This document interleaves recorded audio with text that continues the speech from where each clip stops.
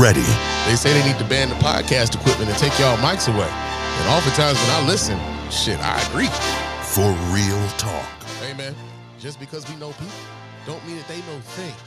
A lot of us was in the same classes with some of these folks. That don't mean they were passing these classes. All the time. It ain't the world leaving you behind, man. It's your line of thinking. You think the science stopped evolving because you stopped learning, and it don't work that way. I couldn't imagine voting for somebody who thinks identifying with me is identifying with a felon. That's crazy as hell. I'm Mr. Spann, and I'm approving these messages. This is the Mr. Spann Official Podcast. Let's go.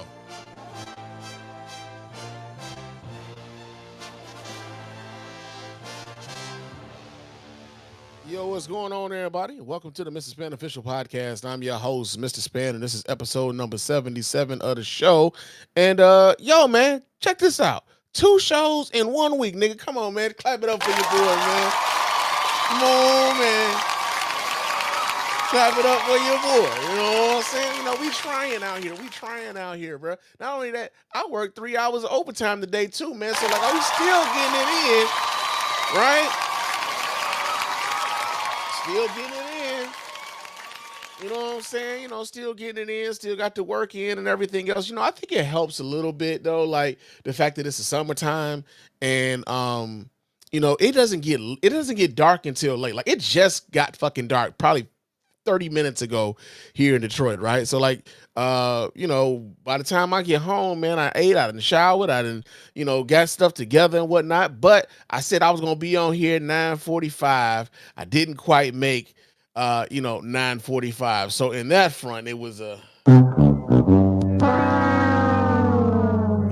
bit of a boo-boo. But I mean, you know, we're not that late, man. I'm about 15 minutes late. I mean, I had a lot of shit to do, you know what I'm saying? But most importantly, though, we here and we gonna talk some shit tonight, right? So before we get everything going, I gotta remind you guys how to get in touch with your man Spann here at the Mr. Spann Official Podcast. Let your voice be heard. Go ahead and hit up that hotline at area code 313-288-0485. That's area code 313-288-0485. Leave those voicemail messages. Those messages will get played here live on the show and responded to in kind. You can also hit me up on let's see, Blue Sky. My name on that platform is mrspann.bsky.social. So for those of you who are on Blue Sky, go ahead, follow your mans, chop it up with me throughout the week over there. I'm mainly on Threads though. So for those of you who are on Threads or Instagram, hit me up at Mr._Spann. Follow me there. Chop it up with your man Spann throughout the week over there as well, right? Also, if you're watching us via YouTube, go ahead and subscribe to the YouTube channel, man. We really do appreciate you guys doing that. Leave us comments on the YouTube channel. Go ahead and like those videos, man. Let people know that you like what we got going on over here and tell them why. Even if you don't like what we got going on over here, get in the comments and talk some shit if you want to. That don't mean I'm going to read that shit, right? The people who are talking nice, or better yet, the people who are going to contribute to the conversation constructively. Those are the people we're going to highlight in the listener feedback portions of the show, right? We don't want, like, you know, the arguments for argument's sake. We don't do devil's advocate over here because the devil doesn't need that and whatever else, right? But we do want constructive criticism or some constructive conversations over here. So if you're in the comment section over on YouTube, man, if you're out here just reckless and wilding, because, you know, the YouTube comment section tend to be, you know, it tends to be a cesspool. But for those of you who want to contribute to the conversation, man, do so by hitting us up in the comments over there on YouTube, man. Also, like I said, like and subscribe, like the videos and subscribe to the channel, man. We really do appreciate you guys for doing that. Also, if you're, you know, checking us out via Spotify or iTunes, right? Go ahead, leave us a 5-star review. Those 5-star reviews are the ones that get right here live on the show. Really appreciate you guys for doing that. Doesn't cost you a dime, just a couple minutes of your time to let everybody know why you're rocking with us over here at the Mr. Spann Official Podcast and the Spann Report Podcast Network in its entirety. And also, go to our store, man. We do have a store. The link will be in the show notes. Go cop yourself some merch, man. Now, for those of you who want something tangible, right? Because we very seldom, you know, we don't really ask for a lot of donations here, man. We would appreciate donations, but we want you to get something back for your money, right? So we do have a store, man. We have coffee mugs, we got t-shirts, we got athletic shirts, because we ain't calling the white beaters no more. We grown, man. Shit, I'm unk now, right? Right? But no, man, we got a bunch of stuff over there, man. We even got hats, man. Yo, we we got some hats now, motherfuckers. Yeah, man. So go ahead, cop yourself a hat, man. And we really appreciate you guys for doing that. It's one way to support the show, man. And you do give us money, but you get something back for your money. And so we really do appreciate you guys for supporting us in that way, man. Real talk. But yo, man. Yeah, last time I was on the mic, man, I talked to you guys for a little bit over 2 goddamn hours, man.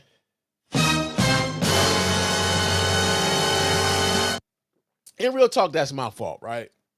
Because what ends up happening is this. I be wanting to get on the mic a lot earlier or a lot more often than I do. And I'll have a bunch of stories built up, and then I can't get to the mic. And so when I do get to the mic, it's like, oh shit, I want to talk about this, and I want to talk about this, and I want to talk about this, and I want to talk about this. And then I look up, and now I got like 10, 11 fucking topics to talk to y'all about. And then the show goes on really long, right? So one of the things I was thinking about after I got off of the mic the other night was like, yo, man, like, you don't have to keep, I know I've been aiming to try to get the show to not be that long. That's, to talk, the way that I talk, man, most of this is like just me.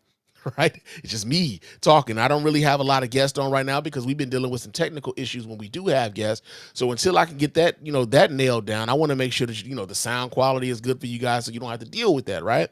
But ultimately, I end up talking for 2 hours. And that shit, when you're talking by yourself, can get exhausting, right?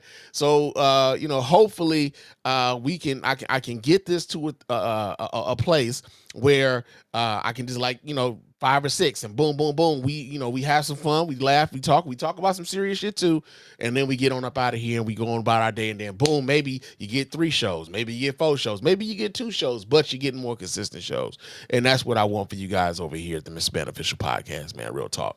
So that being said, let's get into some of these topics that we got to talk about here tonight, man. So the first thing first, we're going to talk about Nelly's dumbass because he done stepped in it again, man.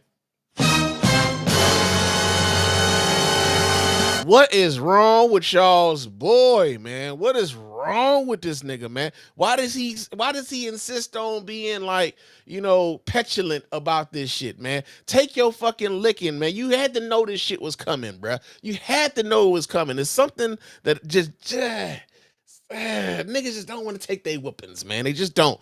But yeah, man. So Nelly then stepped in it again, man. And the reason why we talked about Nelly a couple nights ago, man. So the last time we talked about Nelly, it was because he had went on, I believe it was Hot 97, and on Hot 97 they asked him about his quote unquote pro-Trump stance, and he took offense to the fact that they even that they would allude to it in that way. And it's like, wait a minute, nigga, you think we stupid? We've seen how you talk about Trump. We've seen how you backhandedly, kind of diss Democrats and some of the the policies that you may or may not agree with, or some of the statements that you may or may not agree with. We've seen how you do that in defense of Trump, right? Because you don't necessarily acknowledge the things that Trump has been accused of, or not even accused of, adjudicated of. You don't even really acknowledge that. You do the whataboutism thing, right? And so he doesn't understand why people, kind of feel like, oh, nigga, you fuck with that nigga. Don't give us that, respect for office bullshit, nigga. We know you fucks with him, right? So I think the backlash, or like I don't even want to call it backlash now. I really don't. I don't want to call it backlash because apparently his fucking reality show that he has with his wife Ashanti is doing actually pretty goddamn well.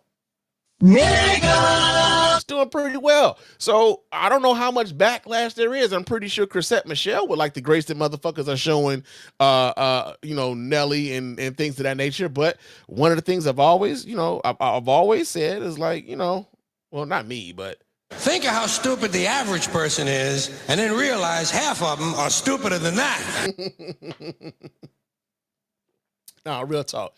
People have been able to show him and Snoop Dogg grace in ways that they never showed that woman when she went up to perform for Donald Trump. And I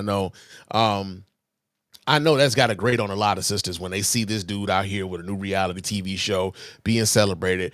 We saw Aunt Viv going the fuck off when BET decided they were going to honor Snoop Dogg at the BET Awards fresh after that, his inaugural performance and everything else. But we're going to read a little bit from this article. We get this from the Atlanta Black Star. And it says, when Nelly stepped onto the stage at Donald Trump's inaugural Liberty Ball, he likely expected to perform, collect his feet, and move on to the next show. Instead, the St. Louis rapper ignited a cultural wildfire that has consumed social media feeds and fractured friendships across Black America. Now, again, it wasn't as if this nigga wasn't warned, right? Like, he was told that, going to perform for this guy would be problematic and decided to do the shit anyway, right? He was on, was that Willie D's podcast talking about this before he went to go do the shit. So it wasn't as if he wasn't, he didn't know that this was going to be a problem in the community. People were letting him know. And I saw people talk about how, like, well, Chrisette Michelle's audience told her not to go and she did it anyway. I mean, shit, Nelly did the same thing. Since now, months later, the country grammar chart topper finds himself not just defending his decision to perform for the president, but launching unexpected attacks on former Vice President Kamala Harris and her multiracial family in a desperate attempt to justify his decision. The controversy began when it was announced in January that Nelly would take the stage at Trump's Liberty Ball, a decision that immediately sparked backlash from fans and critics who questioned why the rapper would align himself with an administration many view as hostile to Black Americans. During a June 27th appearance on Hot 97's Ebro in the Morning, alongside with his wife, Ashanti, to promote their new Peacock reality series, Nelly and Ashanti We Belong Together, the 50-year-old rapper found himself pressed about his politics. Now, we played this on episode 70, episode 76. I guess for the sake of the folk who may not have heard episode 76, we will play this again. I will go ahead and just pull this up for you guys so you guys can watch right along with your man Spann. Hold on a second while I do that. Let's see what he talking about. Let's hear him out, y'all. For the folks who didn't hear it, let's hear. Nelly, they've been had you on the fire, man. We've been talking about your political stances out here. Oh yeah. You still on your pro Donald Trump stance? See, this is what I'm saying. What did you get pro Donald? I didn't what did you get pro? What you had was respect for office. Okay.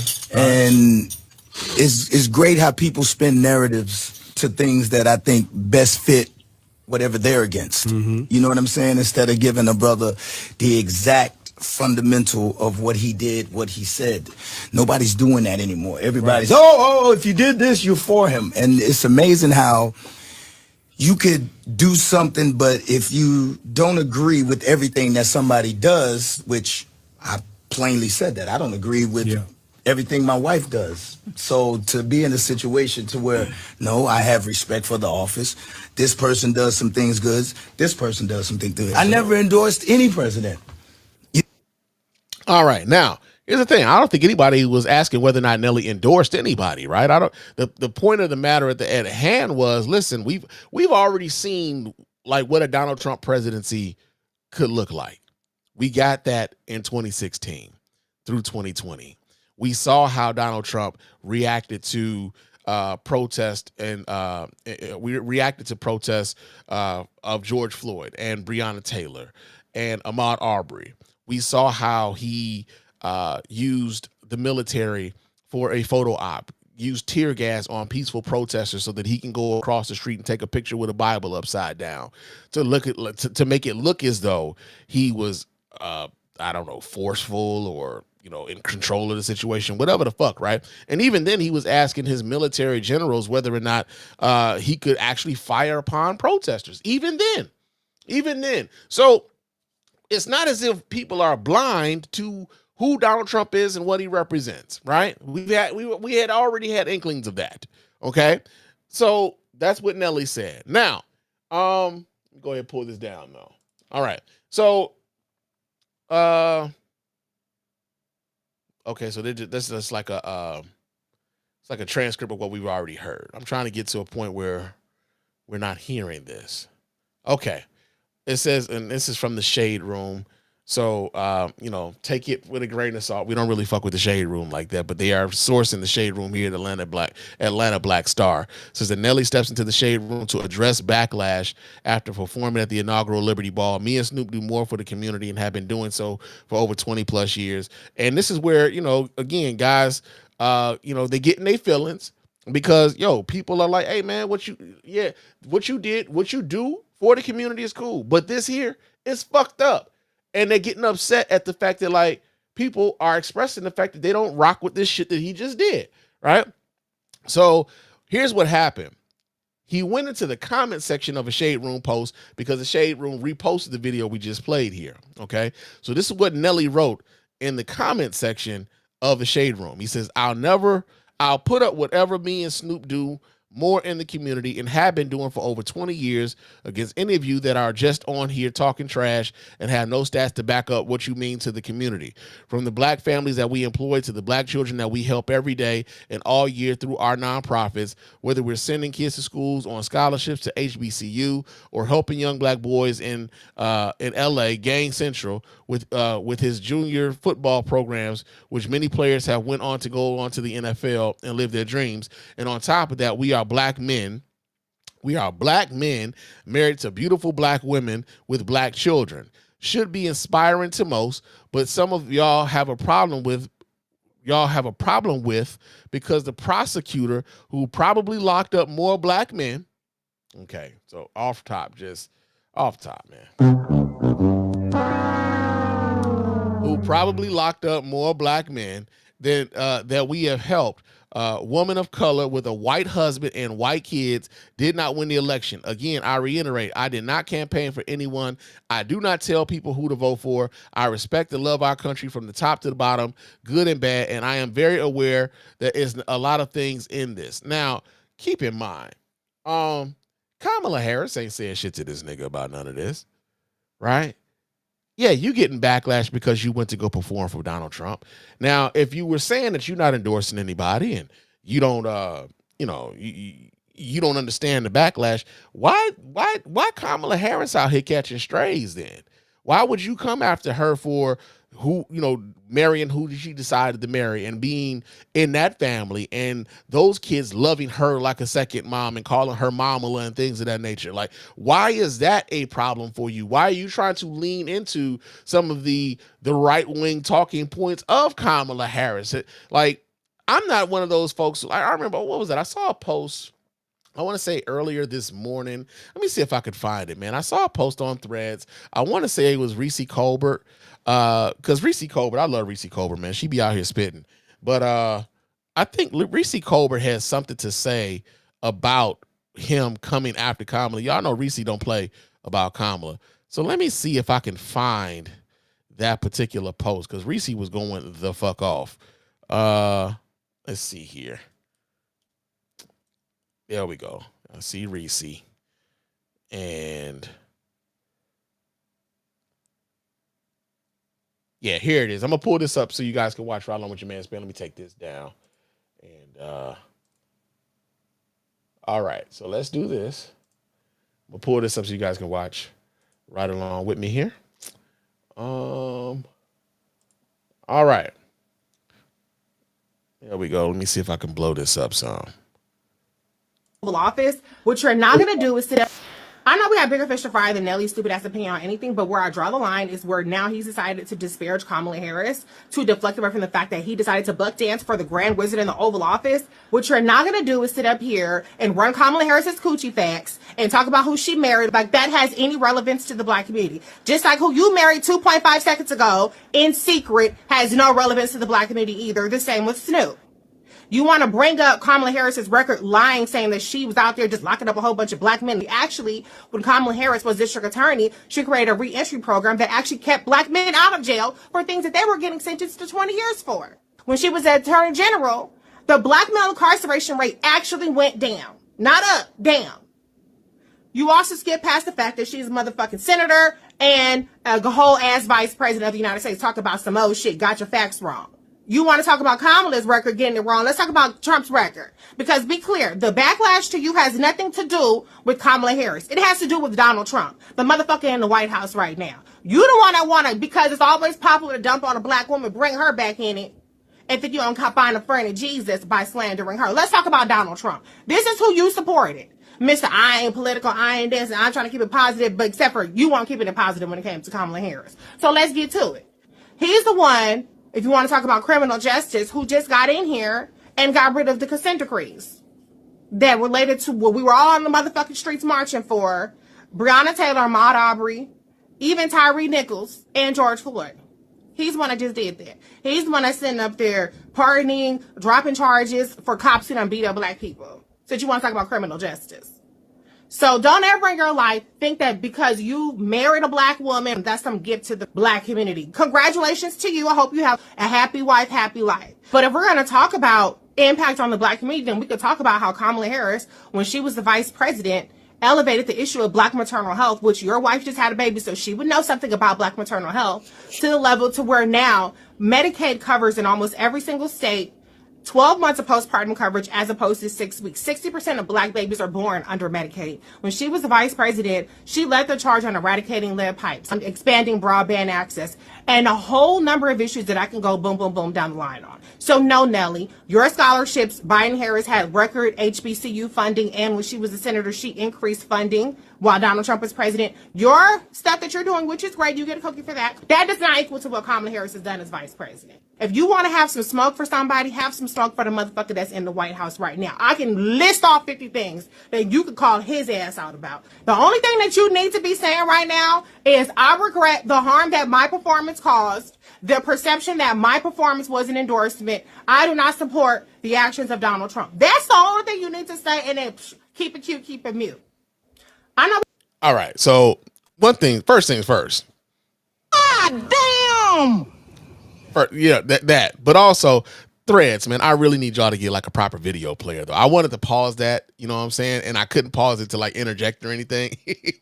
So I'm gonna need Threads to get like a real proper fucking video player so we can get some video controls and stuff like that. But also, the fucked up part about it is like Nelly thinks like it's one of those things where you're doing all this shit out in the front, and it's like, Nigga, did you know that I can see you? Nigga, you right there. It's on your nose. we all see it, bruh. We all see it. So I don't know, man. It's just one of those things. I don't understand why he continues to step in it, other than the fact that maybe, just maybe, that's where he want to be, right? And that's cool if that's where you want to be. But just know that a lot of black folk ain't gonna fuck with you if that's where you want to be.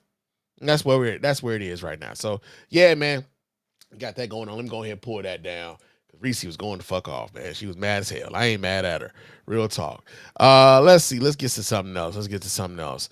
Oh, yeah, man. So, did y'all know that the WNBA is expanding? They're getting 3 new teams in this next few years. Yeah, man. The WNBA, the league is growing, man. The game is becoming a little bit is becoming more popular. Let's see. I want to say Cleveland is getting a team, and Detroit is getting a team, and there's a third team. There's a third city that's getting a team. Shit, I'm drawing a blank. I don't know which one it is. God damn it. Yeah, man. Let me see if I can pull this story up. But yeah, the WNBA, for one, let's congratulate the WNBA for their expansion. Yeah. All right, so the third team is Philadelphia. So there's going to be a new team in Detroit. There's going to be a new team in Philadelphia, and there's going to be a team in Cleveland, okay? Here's the thing, though. I wonder if the team that's coming to Detroit gets to take on the history of the Detroit Shock, because the Detroit Shock was actually like one of those dynasty type of teams earlier in the early aughts, man. Like I think the Shock won like 3 WNBA championships before they ultimately packed up and moved to Tulsa and became the Tulsa Shock, right? But yeah, man, they're talking about this here. I got a video here, so I'm gonna pull this up so you guys can watch right along with me here of the WNBA announcing that they're not, they're about to, bring some more teams to the squad, to the scene, man. So let's see what they talking about here. I got a lot going on. Shit. I got a lot going on over here. All right, let's see exactly what they talking about. We get this here from ESPN. Hopefully ESPN don't trip on the YouTube and whatnot. But let's see what they talking about here. Check this out. WNBA is expanding from our currently announced 15 teams to 18 teams over the next few years. So on behalf of the entire WNBA, I'm thrilled to welcome Cleveland and Detroit back, and to welcome Philadelphia officially to the WNBA.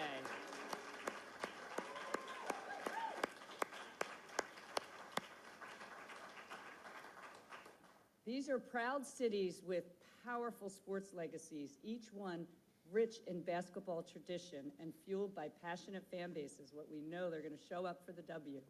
Now they join the most elite women's sports league in the world. This is far more than an expansion of our league. It's an evolution of it.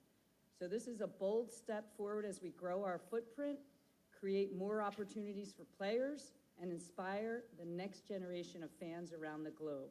And we couldn't be more excited to do it in 3 of the most iconic sports cities in the country. As Jess said, our viewership is at an all-time high, our arenas are buzzing, and our league continues to make an impact on sports and culture. With these new teams, our league will grow nearly every season for the rest of this decade. The Golden State Valkyries this year, the Toronto Tempo, and Portland in 2026. Oh shit! I forgot they was getting a team in Toronto. Detroit in 2029, and Philadelphia in 2030. You say you can't hear the video? You can't hear the video? Okay, give me a second here. It's a transformation. Give me a second here. In the future of women's sport. Let me pause this because it was low to me too. I was actually trying to turn. Thank you. I was actually trying to turn it up, and that's where all the bloom, bloom, bloom came from. But for whatever reason, the audio to that was very low. Let me see something here real quick. Let's see.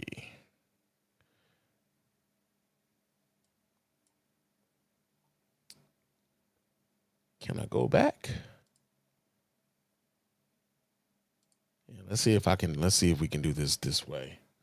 Give me just a second, J Fool. Let's share the screen again. Boom, boom, boom. All right. Let me know if you can hear it. Wait, shit. We got to turn low, like really low. Let me know if you can hear that. To 18 teams over if you can't, then we just gonna say fuck it. So on behalf of the entire WNBA, I'm thrilled to welcome Cleveland and Detroit back, and to welcome Philadelphia officially to the WNBA. Can you hear that at all?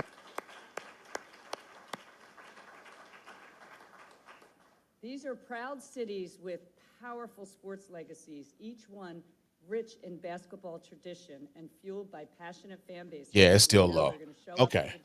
All right. So yeah, man, screw it. Basically what she's saying is they're bringing teams to Cleveland, Detroit, and Philadelphia after already having expanded to Toronto, and they are I believe they have a Golden State affiliate. The Valkyries, the Golden State Valkyries have also come to the WNBA. So it speaks to, the growth of the league, the growth of the game. The women's game is growing, is becoming more popular. Shout out to Caitlin Clark. Shout out to Angel Reese. Shout out to Paige Beckers and everybody else who's like really getting people excited about the game and more people really just, watching. He said it's better, but not much. Yeah, man. It like that particular audio for whatever reason, like is really low. I turned it all the way up. My computer's turned all the way up. That video was just really low. But yeah, man, they're bringing teams to, like I said, like back to Detroit. They're coming back to Cleveland. I know Cleveland was actually one of the original cities that the WNBA was founded with. Like there was the Cleveland Rockers, I want to say. So I wonder if the Cleveland Rockers, are they going to take on the history of that team, going forward? Is the Detroit team going to be the Detroit Shock again? And are they going to be able to, claim the fact that they are WNBA champions and have those banners up at the Little Caesars Arena and whatnot? Is that going to be a thing? The other thing that I kind of wonder about is, at some point, like, I know some NBA teams don't have a WNBA affiliate, right? I really wonder, and this is just me because I like jerseys and shit. Like, will we get to a point where like the women's jerseys don't have all that goddamn corporate sponsorship all over them, man? Because that's the one thing, man.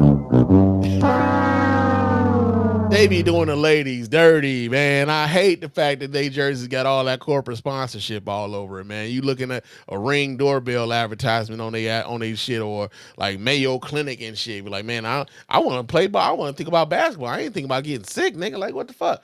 But but a lot of that comes from the fact that they're looking for revenue, right? And so I understand why they have to do it. I just don't like the fact that they have to do that type of shit. I hate that the NBA does it and they don't have to do that shit. You know, we were talking about, the NBA finals. Well, I think I talked a little bit about the injuries and stuff, but when we talk about the NBA finals, man, one of the things that I think kind of takes away from the presentation is the fact that they are so enamored with, inundating us with corporate sponsorships and advertisements that it takes away from the presentation of the game, man. Like, I want to make it feel like I'm watching the motherfucking NBA finals. I don't want to watch the game and there's a plain ass NBA court out there.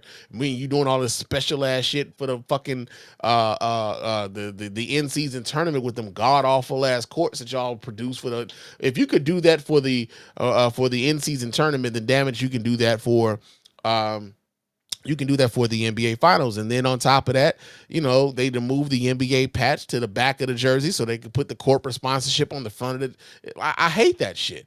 I hate that shit, man. And so it's just one of those things, man. Like the corporate shit. I'm tired of advertisements, man. If that's the biggest. I am tired of advertisements. I will pay to not watch ads, bro. I swear to God, I will pay, man. Like, I hate.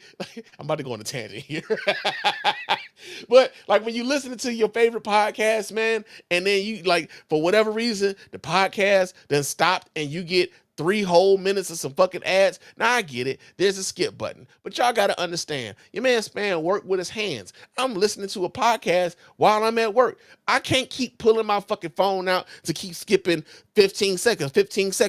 Man, fuck that. Leave me alone. I do not want to buy your goddamn aura. I do not want to buy some fucking your life insurance thingy or whatever. I already got life insurance. Leave me the fuck alone. I'm glad I got that off my chest. No, but seriously though, I'm happy for the ladies of the WNBA for them getting their expansion and whatnot. We got some comments here. Dave Sucky says ESPN title for post cup live stream. Lynx dominate Fever to win cup. Okay, I hear you. He says they changed it in the last 2 minutes. Okay, I don't know what this means though, bro. So you gonna have to educate me. I'm sorry. I'm sorry, because I'm about to sound real. You're going to have to educate me on this. I don't even know what this means. What did they change in the last 2 minutes? Let me know.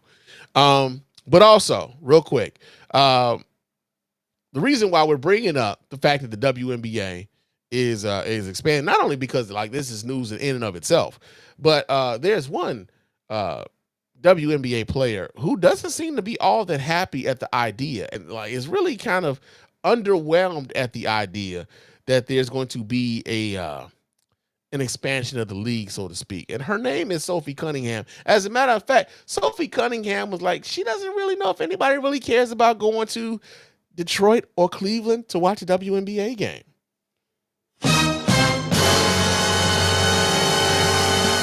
Yeah, man. So we get this here. Where did I get this story from? We got this from, so this is from CBS. Sophie Cunningham has an interesting reaction to the announced WNBA expansion in Detroit and Cleveland. So I'm guessing she cool with the Philadelphia expansion though, right? Because she didn't mention them. But let's see what they talking about on here. It says that Indiana Fever's Sophie Cunningham didn't hold back on her thoughts on the expansion, saying 2 of the cities might not have much appeal. Man, I don't know how excited people are going to be going to Detroit or Cleveland, she said. Fever's okay. See, this is why there's a reason why that Detroit versus everybody shirt is so popular within the city, but then also you started seeing versions of that pop up across the country. But that shit started in Detroit. There's a reason why people in Detroit feel that way. There's a lot of people who feel like it's Detroit versus everybody. Everybody is shitting on Detroit. Everybody's got something bad to say about Detroit. Many of these motherfuckers have never been to Detroit. And as someone who's from both Chicago and Detroit, I get it because Chicago gets it too, right? Like they get it too.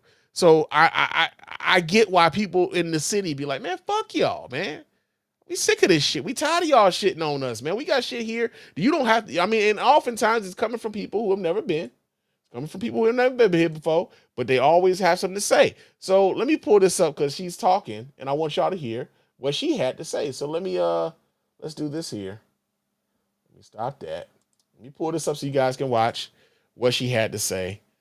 Here we go. Let's see what Sophie Cunningham is really talking about here.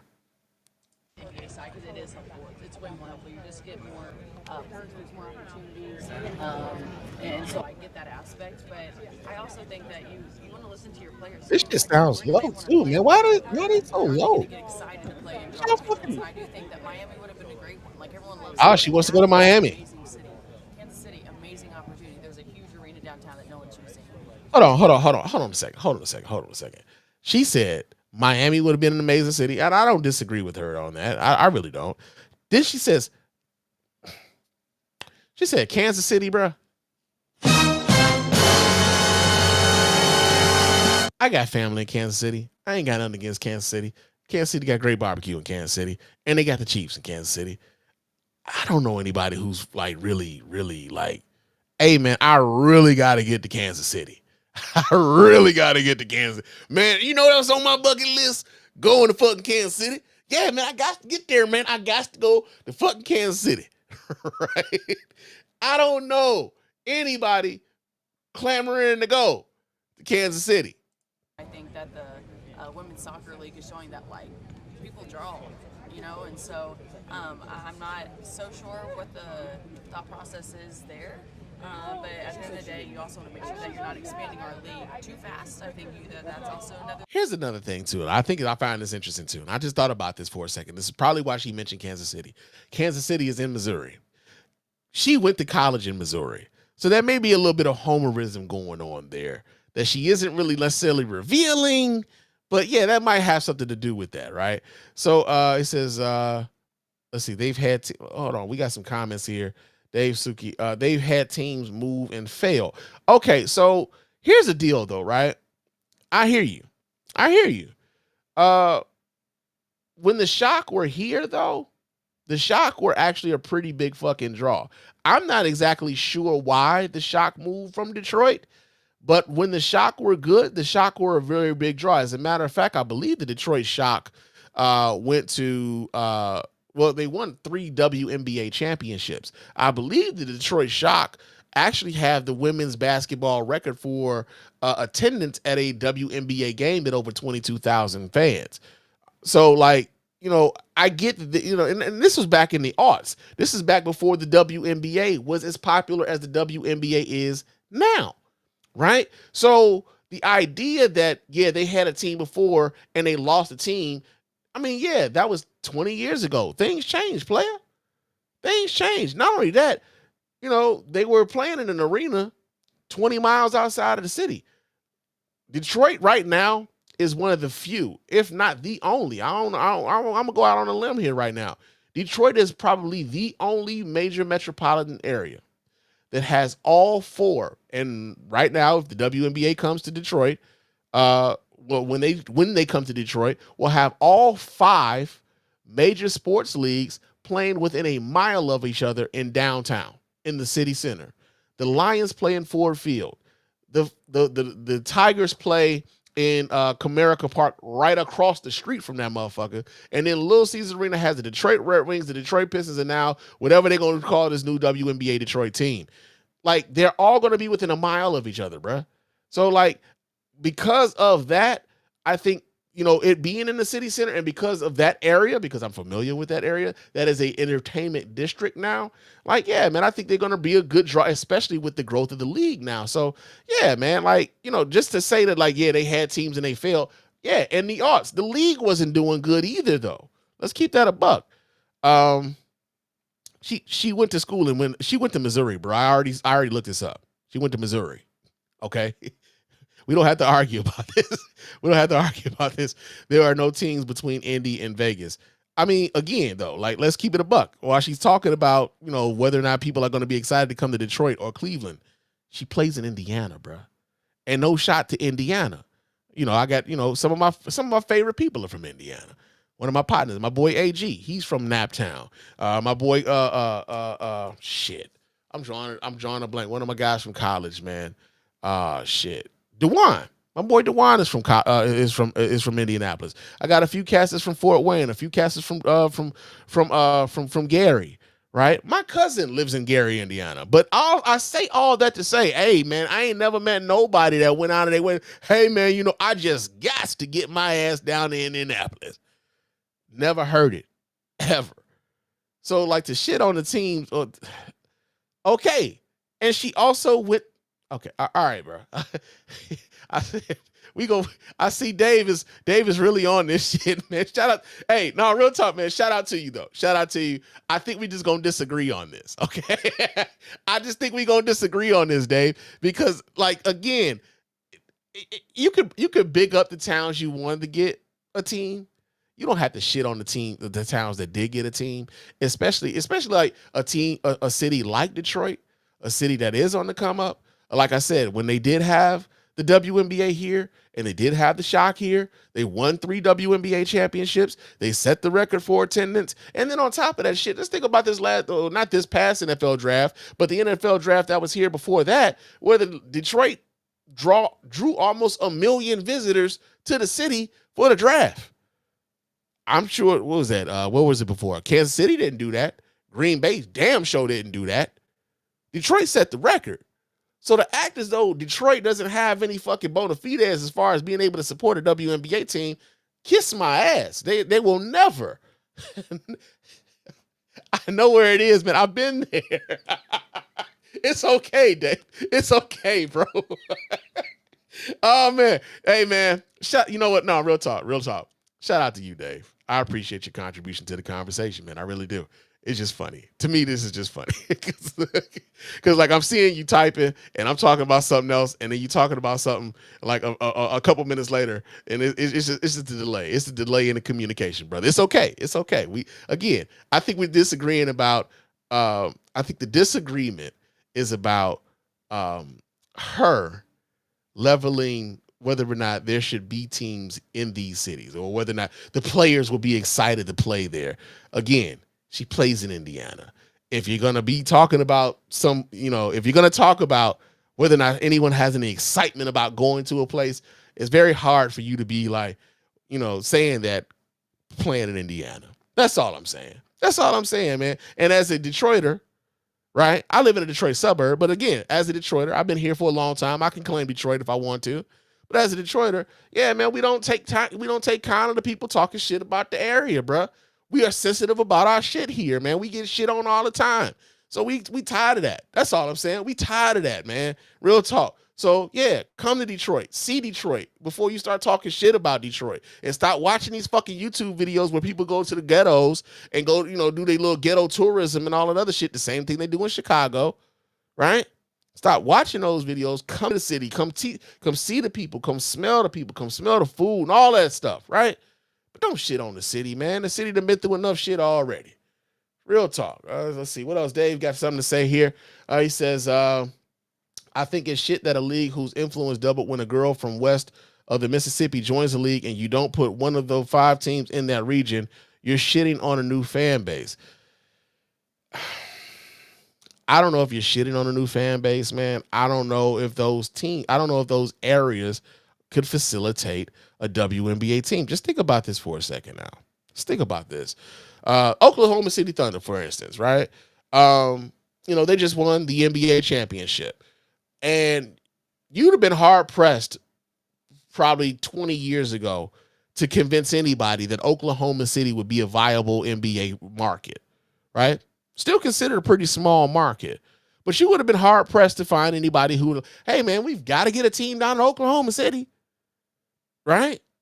And so I think it's about the viability of the area and like the metropolitan areas as well. I mean, shit, Caitlin Clark went to Iowa. You think they're going to put a WNBA team in Des Moines?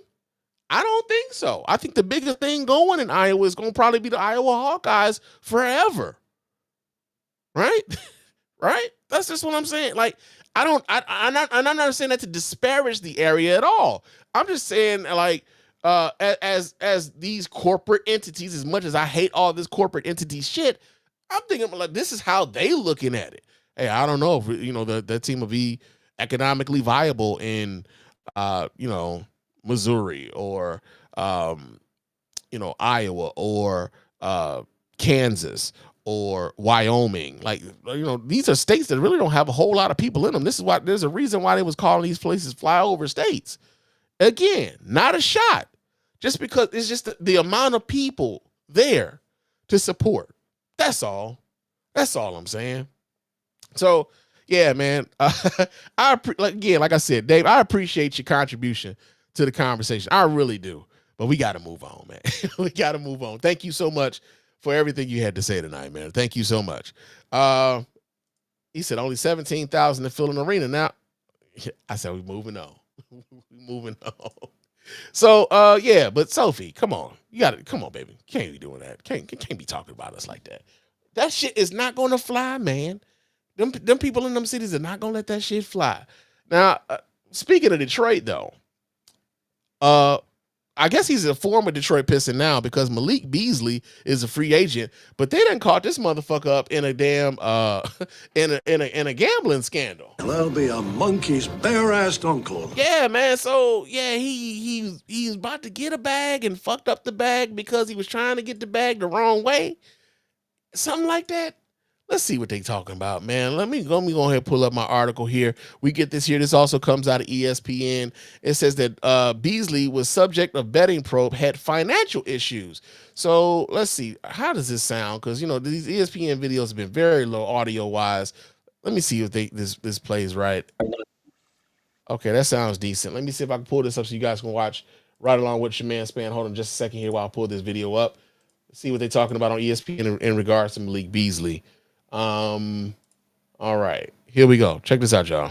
Development from one of the NBA's top free agents right now. Sources tell me the U.S. District Attorney's Office is investigating Detroit Pistons guard Malik Beasley on allegations of gambling on NBA games and prop bets. I'm told it was during, allegedly, the 2023-2024 season. I have a quote from Beasley's attorney, Steve Haney. He said, an investigation is not a charge. Malik is afforded the same right of the presumption of innocence as anyone else under the U.S. Constitution.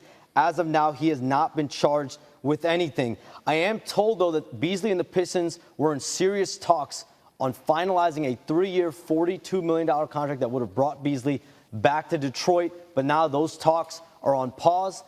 Talks around the league, likely on pause for Malik Beasley as well. All right, so Malik Beasley. So you have some breaking news for us right now? Yeah, Malik Beasley, like, possibly losing out on $42 million contract, man, because of gambling. One of the things I think is very it's going to be real tricky for all of these professional sports leagues to navigate around this gambling shit. And the reason why I say that is because hey man, y'all keep throwing betting up in our face all the fucking time, bro. ESPN has its own betting app. FanDuel has an app. Shit, what's the other one? Damn it, I'm forgetting the name of it. It's so many of them, right? BetMGM. Like so many of these sports books have apps and stuff now. And it's getting so bad, man. Like I remember when people used to get upset when people would go to the football games at the bar and they would be talking about their fantasy teams and whatnot. And the fantasy teams in large part are kind of harmless. You know what I'm saying? Then daily fantasy became a thing where people are like basically playing for money every fucking week on that shit. Whereas it's different when you're playing in a fantasy league. Hey, you know, you guys pool up, put some money together. Whoever wins the championship gets this pool of money. No, now you playing every fucking week. You know, I got to pick some players every week. And it just, you know, became a thing where guys got more and more, you know, the betting just became easier. You know? It just became easier for you to lose your money.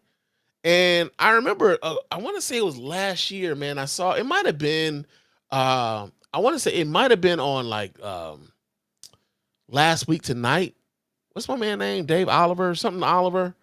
I forget his name. I forget his first name right now. But they were talking about sports betting and stuff like that and how, you know, how prolific prop betting had become. Like everybody's doing these parlays and shit. And I remember last year, you know, I'm a Lions fan. So like my Lions were doing good last year, man. We had a really good season. Didn't show up in the playoffs like we should have, but we were injured. You know what I'm saying? Not to say that that's an excuse, but we were. Had a really good year. But me and my partners would go to go watch the game at the bar. And one of my partners, like, you know, he kept talking about his fucking parlays. And I'm just like, bruh, leave me the fuck alone about these parlays. I don't know if that's a good parlay, man. I don't know. Is he going to make 15 yards? I don't fucking know. Is he going to catch a ball over 30? Nigga, I don't know. Leave me alone, man. Just watch the fucking game. Hey, I'd have been much more tolerant. I ain't going to lie to you. I'd have been much more tolerant if he'd asked me, hey, should I sit this guy or should I play this guy this week? That's one question. Hey, man, don't keep hitting me up about whether or not you think this guy going to hit this parlay or not, because I don't know, right? And then on top of that, you'd have people say that they hit on the parlay, but then the app changed the parameters of what the parlay was, so that the app wouldn't have to pay out the monies that they owed you. And I'm thinking to myself, like, seemed like the house won again, right? And so it's very interesting that they expect all of us to be able to, play this, these games and stuff like that, and not expect some of these players to get in on some of this action, right? Now, here's the other part about it, though. I'm wondering, what kind of, how deep was this brother's financial trouble? Because he balled out. He balled out this past season, man. Like, Malik Beasley, again, he played probably one of his best seasons of his career. This was a contract year for him. He was slated to make 42. They were talking about giving this man $42 million. Can you imagine being in financial struggles and you on the cusp of signing for $42 million, and then they find out like, hey, but you've been doing this other shit though, and it costs you the $42 million? Can you think of how many times you want to kick yourself in your own ass? Y'all remember when what was that movie, Liar Liar, and Jim Carrey was in the bathroom whooping his own ass? I think that's what Malik Beasley want to do right now. I think Malik Beasley wants to go home right now, and his mama and daddy is just like, that's the dumbest thing I've ever heard in my life. No wonder you get D's and everything. His bookie been trying to tell him, delete all that shit.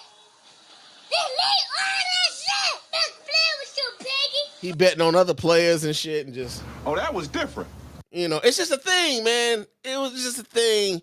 And now, his agent is looking at him now, like, after they didn't decide they're going to get rid of the $42 million contract, and they just looking at him like, man, just makes me sick, motherfucker, how far we done fell. I know they tired of this motherfucker, man. Like, come on, bro. You done blew the bag trying to get a bag the wrong way, But, yeah, man, Malik Beasley possibly fucked up $42 million, man. I'm trying to think, what's the bigger bag fuck up? Malik Beasley fucking up this $42 million, or that money that Dennis Schrader fucked up because he called himself betting on himself, and then he ended up not getting that money, man. Like, I forget how much money did they? I forget exactly how much money that was, but yeah, man, you got that going on. Got that going on, man. Real talk. Let's see what else we got going on here, man. Let's see. Oh yeah, man. Let's talk about this. We gonna like I said, we gonna go. It's a little bit of mix of back and forth, some serious shit and some silly shit, but we got some stuff to talk about. And so we're gonna talk about let's see, University of Pennsylvania, man. So University of Pennsylvania has decided they are going to strip swimmer Lia Thomas of all of her records in a deal with the Trump administration. That'll be a monkey's bare-assed uncle. Yeah, man, we get this story here. This comes out of Axios.com. It says the trans swimmer Lia Thomas's records have been revoked in UPenn deal with the Trump administration. The University of Pennsylvania will retroactively strip transgender swimmer Lia Thomas of her records and titles as part of a deal with the Education Department to abide by bans on transgender athletes in women's sports. Thomas was the first transgender athlete to win a NCAA Division I title in 2022, but the Trump administration threatened to withhold $175 million in federal funds unless a school barred transgender athletes from women's sports. Now, here's the thing that I think is very interesting. I'm old enough to remember where, Republicans, I've said this 1,000 times on the show. I'm old enough to remember when Republicans told everybody that they wanted to get the government out of their lives. They wanted the government out of the way. They want, you had freedom of speech and all of these other things, freedom of speech, freedom of expression and all these things. And yet they found a way to weaponize the government. And here's the other part about that. Like last year, most of last year, when Trump was, under investigation and indicted and all these things, he accused the Joe Biden administration of weaponizing the government. But here it is. He's doing the exact same that he accused the Biden administration of doing. He's weaponizing the government against the people that he does not like. Right?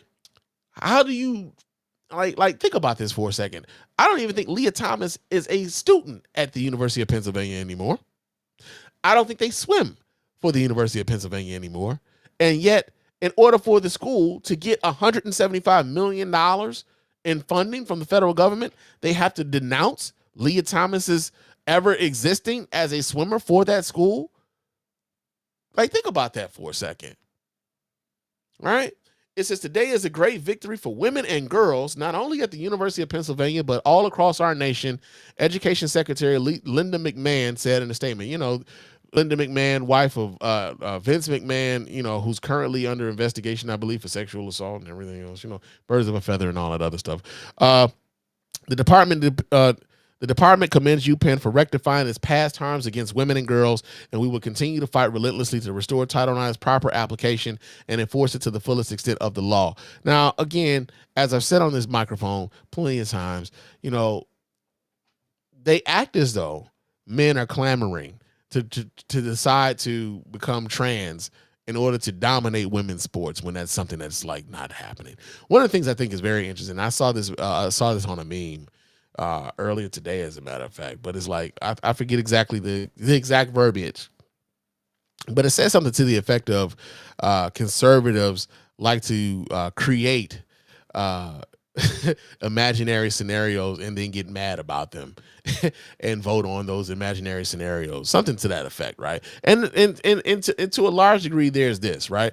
Because there's this alleged victimization of women, right? From the people who said that they don't like, portraying victimhood. Suddenly women can't be anything but victims over on the conservative side of the aisle. I think about people like what's that chick from University of Kentucky, the one who came in 5th right along with Lia Thomas. I'm forgetting her name right now. It's not important. She's a loser too. But the reason why I think it's important that we kind of take heed and listen to some of these things is because, again, like I was talking about the other day, when it came to the way that the Trump administration is attacking immigration and enforcing the immigration laws, and not only that, but also how they are taking up the effort to try to repeal the 14th Amendment of the United States Constitution, repeal that so that they can get rid of birthright citizenship, and what that can mean not only for those people who are immigrants, but also what that can mean for people who were brought here and are the descendants of people who were forcefully brought here, right? And so if you look at how oftentimes, man, it's usually some of these very small minority groups that they focus on, because people are looking at them like, they crazy. That's a mental illness and all these other. And most of it is because people just don't want to take the time to educate themselves on the issue or whatever. Or not only that, they don't have empathy for these people for whatever the reason may be. But you think that the subjugation is going to stop there. It doesn't. It never just stops there. It keeps going. And then you looking at them coming at you and you're like, oh shit, whatever am I to do? Right? So I just think it's interesting that in a day and time, we're seeing the rollback of freedoms. We are witnessing the rollback of freedoms across the board, from women having bodily autonomy, like we talked about, the woman, Adriana Smith, who was forced to stay intubated so a fetus can grow, large enough to become a baby. And that baby was, they had to extract that baby at 1 pound, 13 ounces because they had, because of the abortion laws there, totally usurping the family's wishes for her. You think about, like this thing here with trans athletes. And now the Justice Department, not the Justice Department, but the Department of Education leaning on schools, telling these schools that they're not going to get funding if they have an opening for transgender people to exist in their sports programs. Right? But it doesn't stop here. It doesn't stop here though. Because Lia Thomas isn't the only one. This is just happening this week in Iowa. Iowa civil rights protections no longer include gender identity in their constitution.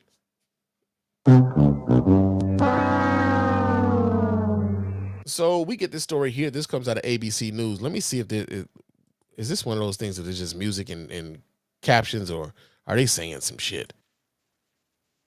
Music and captions. I'm going to read the story here. This comes out of ABC News. It says Iowa became the first state to remove gender identity from its civil rights code under a law that took effect Tuesday, meaning transgender and non-binary residents are no longer protected from discrimination in their job, housing, and other aspects of life. The law also explicitly defines female and male based on reproductive organs at birth and removes the ability for people to change the sex designation on their birth certificate. An unprecedented take-back of legal rights after nearly 2 decades in Iowa code leaves transgender, non-binary, and potentially even intersex Iowans more vulnerable than they were before.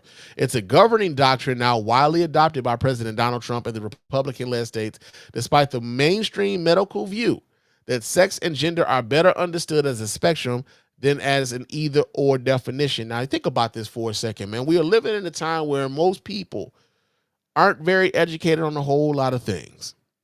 And then on top of that, are very proud about the fact that they aren't educated on a whole lot of things. And when you tell them that they aren't educated on a whole lot of things, here's the thing. They think that their opinion is supposed to usurp concrete evidence, or not even concrete evidence. We don't want to say something as certain as that, but empirical evidence, right?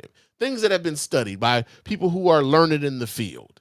You think that you, layperson who ain't never looked none of this shit up, is supposed to have your opinion is supposed to sit with the same level of weight as a person who that's all they studied for the better part of the last 20 years, man. You gonna tell them because damn it, that's what you think, right? And it just made me think. Think of how stupid the average person is, and then realize half of them are stupider than that. So, like they're rolling back rights left and right. Women don't have bodily autonomy. Trans people they're basically trying to legislate trans people from ever existing. They want to get rid of birthright citizenship. Right? They want to ship all these people who first they said they were coming after the criminals. Now they're not going after the criminals. They shipping a whole lot of people out. All right. So it's just, again, I want people to be I just want to, we gonna keep this drumbeat going. Like, hey, listen, these things are happening in your lifetime right now. And I think to some degree, it's like when it's like that slow boil, man. It's like that, the analogy of the slow boil, where if you put a frog in a boiling, in a pot of water, man, and you just, you slowly, raise the heat up on there. He doesn't realize that he's basically about to be boiled to death until it's too late. And I feel as though, people are walking around, they're seeing things happening. They're not really paying attention to it because it's not affecting them now, but eventually it's going to get around to you.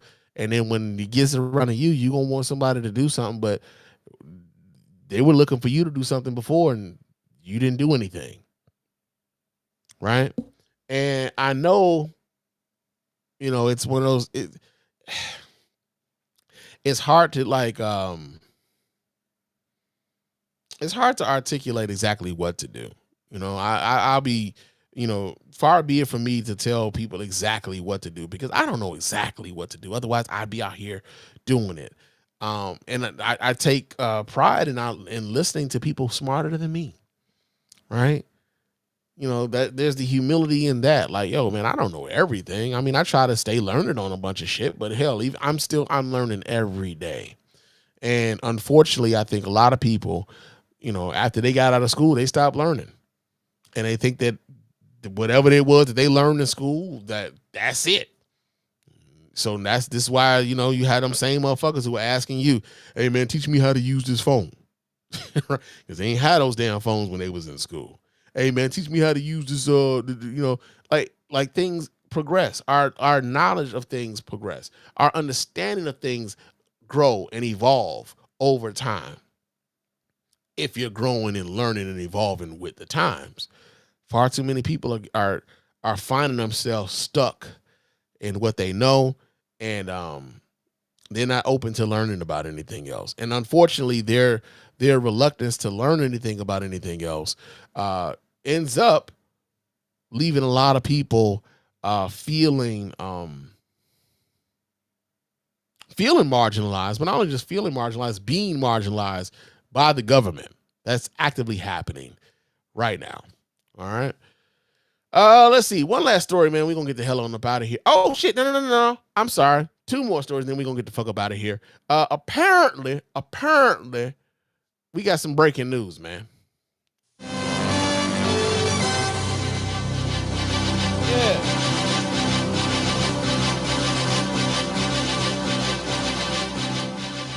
So apparently, they done got like some verdicts on Sean Diddy Combs' case or whatever. We are still on ABC News, so let's see what this is about. And this shit says it's live. Okay, I don't know how live I want it to be, but let's see what they talking about.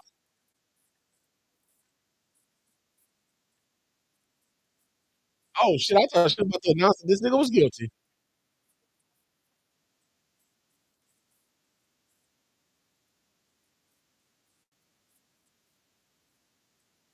From the other 4 counts. So that's why I think the hiccup is either in the enterprise part or whether there's a hiccup as to the other predicate acts, and they've already reached a decision as to the racketeering conspiracy. Because remember yesterday, they started asking questions about the possession with intent to distribute. You cannot evaluate those predicate acts unless you read. Hold on, man. Hold on. Oh, because she just in the middle of explaining some shit. I want to just get to some factual information right now, not her like trying to get us through the intricacies of this case. I want some concrete information. So let me see. They don't have that. But apparently there's like they haven't come up with a verdict for the RICO charge, but they've come up with verdicts for all the other things, all the other charges that he was accused of. But they don't say whether or not, of course, whether or not he's been found guilty or not guilty on those. Just that there have been verdicts on the other 4, I believe it's 4 charges, just not the RICO charge. So I know a lot of people have been speculating about the RICO charges since those RICO charges were brought up. You see it all over social media, people talking about the RICO charges and whether or not they think he would be convicted of the RICO charges. I'm not a lawyer, so I don't fucking know, which is why y'all ain't see me speculating on that shit, because again, I don't know. And I don't think my opinion is going to sit next to somebody like her who actually knows what the fuck she talking about. Right? So I listen to people smarter than me. So I can then, therefore, maybe bring some of that information to you. Right? I am a conduit. Look at your boy Spann. It's just a conduit, man. I'm just a conduit, you know? But yeah, man, apparently in breaking news, they have come up with 4 verdicts in that case, but they are right now still deliberating on the RICO charge for Sean Diddy Combs in that case. So yeah, you got that going on, man. Now, the last story I believe we had going on. Oh shit, how the fuck did? Yeah, this is how I know. There's been a lot of shit going on. We've been talking about a lot of stuff. But yeah, man. So that big Uglass bill that Trump been out here promoting, they passed that shit in the fucking Senate, man. More like, God damn! Nah. More like, Oh man! Hey!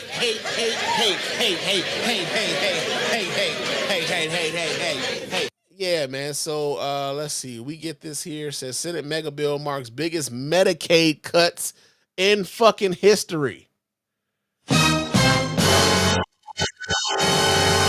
All right. right, we get this story here. This comes out of WGN News. This is out of Chicago. So let me go ahead and pull this up so you guys can watch right along with your man Spann. Hold on a second while I pull this up. Boom. And boom. And boom. That's President Trump's big, beautiful bill. Vice President J.D. Vance is the one who cast the tie-breaking vote. The bill includes a permanent extension to Trump's 2017 tax cuts, no taxes on tips, and $350 billion for border security. Senators debated and voted on amendments through the night. In the end, 3 Republican senators joined Democrats in voting against it. Senator Rand Paul said the bill, which is supposed to cut spending, will add $270 billion to the national debt next year. Senators Susan Collins and Tom Tillis said it cut too much from Medicaid. Some Senate Republicans are now celebrating the bill's passage as Democrats blast it. This is a historic direction that we're moving for President Trump and the American people that elected us to run the government in a different direction than the Biden administration. The American people will remember the Republican betrayal, and Americans will pay the price for this perfidy for generations. The Congressional Budget Office said the bill would increase the deficit by more than $3 trillion over the next decade and cut Medicaid coverage for about 12 million Americans. So, yeah. So think about this for a second. Like, again, I'm old enough to remember, Republicans talking about, hey, we got to be fiscally responsible. We don't want to be blowing up the debt. And yet when they get elected, they go out there and they spend, baby. They spend. They spend. They spend a whole lot. As a matter of fact, I think our military budget alone is damn near $1 trillion.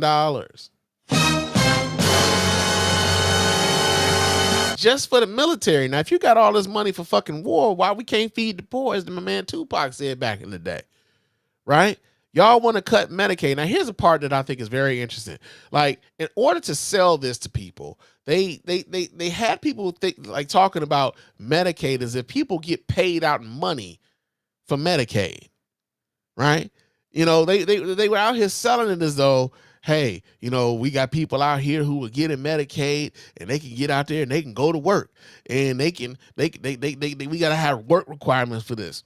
And we can't have people, 29-year-old people sitting at home playing video games, getting Medicaid. You mean the ability to go to the doctor? The ability to go to the fucking doctor, bruh. To get decent, some level of decent health care, right? Now, the other part that I think is interesting is that they want to cut this money from, Medicare. And we know that they want to cut the money for the Medicare so they can pay for these tax cuts that they're trying to give to the ultra wealthy. We know this. We know that they would the wealthy come out great in this shit. Your average person doesn't, but your average person voted for these motherfuckers, right? And now, that goes into the whole thing of, people talk about folks voting against their own interest. But you got to understand, whose interest and what interest are they really voting for, right? We get it that, some of these white rural voters who vote overwhelmingly for Donald Trump may be hurt by this sort of legislation. But when you think about it on a real, in a very real way, man, a lot of these people, they're not voting for their pocketbooks. They're not voting for their ability to go to the hospital. They're voting for it to keep your black ass and your brown ass and your Asian ass out of the hospital on what they consider their dime. It's weird, when you go in a Facebook comment section on a news article and it's just filled with people talking, I'm tired of paying for these people. Like, ma'am, how much are you really paying? Do you even fucking know? Sir, how much are you paying? Do you really fucking know? Right? Everybody acts as though the money is coming directly out of their pocket. Right?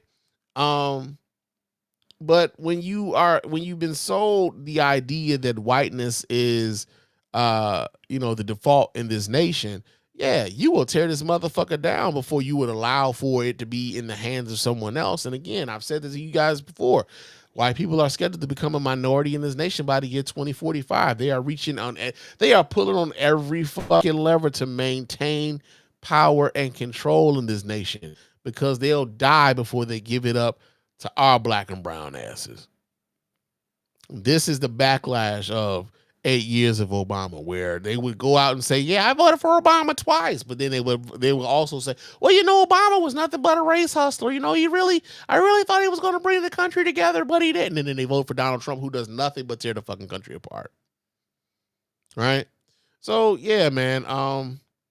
It passed the Senate. It has to go back to the House. The House has to, vote on this shit again before they put it on Donald Trump's desk. And if they do put it on Donald Trump's desk, that means it's law, and we have to deal with that. And so it's going to be very interesting to see how a lot of these rural voters deal with the ramifications of their vote.